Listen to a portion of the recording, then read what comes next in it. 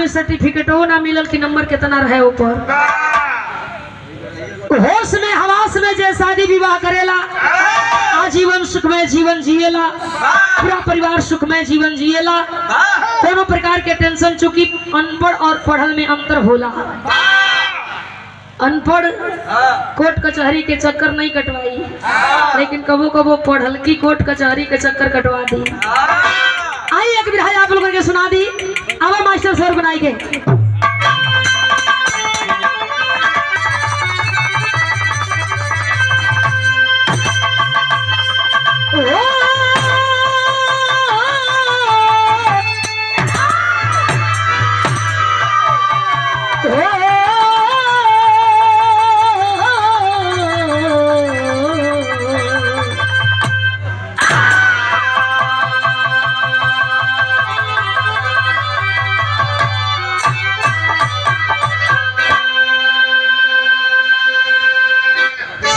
भोलेदानी शादी करे बदे चलल हो। लोग कहलन कि विवाह होला जहाँ बाह बाह होला, बियाह होला, विवाह होला तो बाह बाह होला। अक्सर विवाह करे के चाहिए जहाँ बाह बाह होके, बियाह ना करे के चाहिए, शादी ना करे के चाहिए। 4 लाइन भूमिका लिखल गई। खिलती कली जब चमन में भी हंस के, करता भंवरी रस में डूब के बसेरा, काके बसंत कंत कलियां विभिद गुजे, कछ की सुधर कंज अनुपम सतीजा, शिव जी को अपना जमाई बनाए।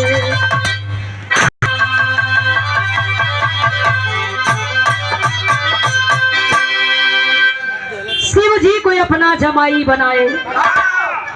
बस हाँ के सवारी कैला शिवदानी भोलेदानी दक्ष राजा के दुआरी चलल हुआ। लोग कहलन कि दक्ष राजा से स्वाभिमानी कोनो राजा ना रहलन। दक्ष राजा के कोनो बात बर्दाश्त न होखे बाबू। दक्ष राजा के सामने कोनो प्रकार के अत्याचार कोई करे, दक्ष राजा तलवार म्यान से निकाले, मारे गर्दन कट जाए।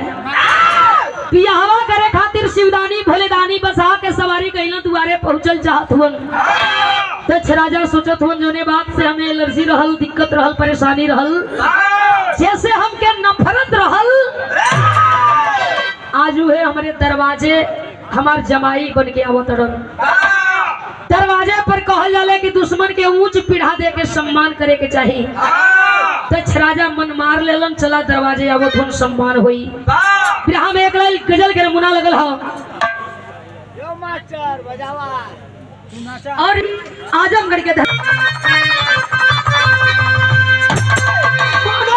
कोनो प्रेमिका से कहे रामचंद्र भैया प्यार कई गुनाह न होला, लेकिन प्यार को के धोखा देलन गुनाह होला।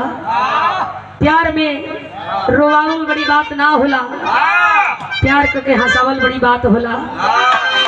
या 100 रुपया आया है सम्मानित मुनीब यादव बहरामपुर के धरती से, सम्मानित लड़के के आप फूफा जी की ओर से, फूफा जी के चरणन में फलगी, सबके फलगी आशीर्वाद की इच्छा बा। लइकवा कहत रहल,